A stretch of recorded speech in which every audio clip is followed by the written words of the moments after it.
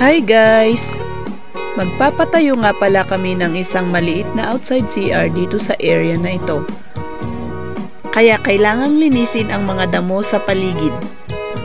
At ayan nga, todo linis ang peg ko dyan. Exercise na din yan.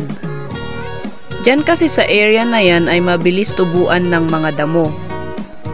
Kaya mababawasan na din ang nililinisan ng aking masipag na bayaw.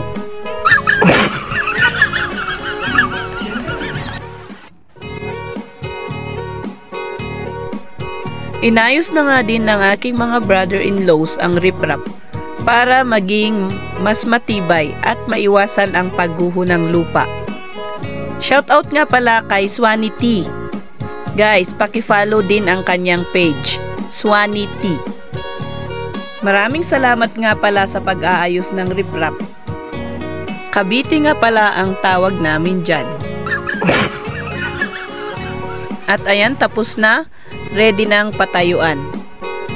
At ayan, inumpisahan na nga ang pagpapatayo ng aming outside CR. Ang aming tito at pinsan nga din lang ang gagawa diyan. Shoutout nga sa aming napakasipag na tito at pinsan. Nag-canvas na nga din pala kami ng mga gagamitin at ilalagay sa aming CR. Kahit maliit yung CR ay gusto ko ding malagyan ng tiles para medyo gumanda naman sa loob niya. Ayan ang aking kapatid na pinilit kong samahan ako na mag-canvas sa hardwares. Sa TG Home Builders nga ang unang pinuntahan namin.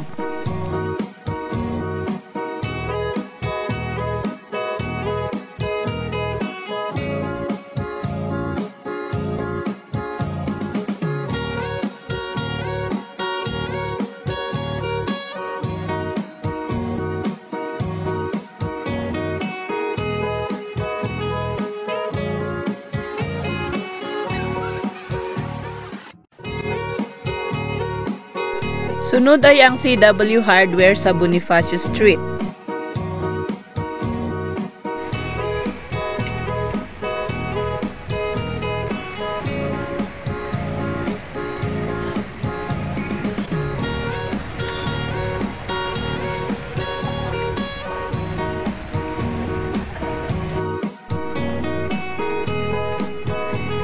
Magpapagawa nga pala tayo dito ng outside CR. So, malit lang na space. Yan ang project natin for today's year. Dahil nga sa palaging umuulan sa amin ay medyo naantala ang trabaho. Pero kahit ganon ay may paraan nga rin naman para matapos ang pinapagawang proyekto.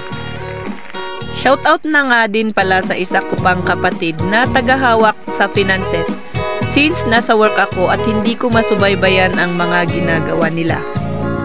Maraming salamat sa inyong lahat.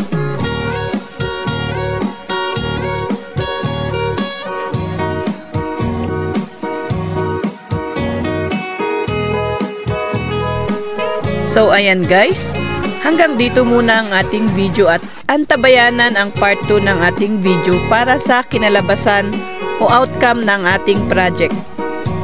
Maraming salamat sa panunood. Bye!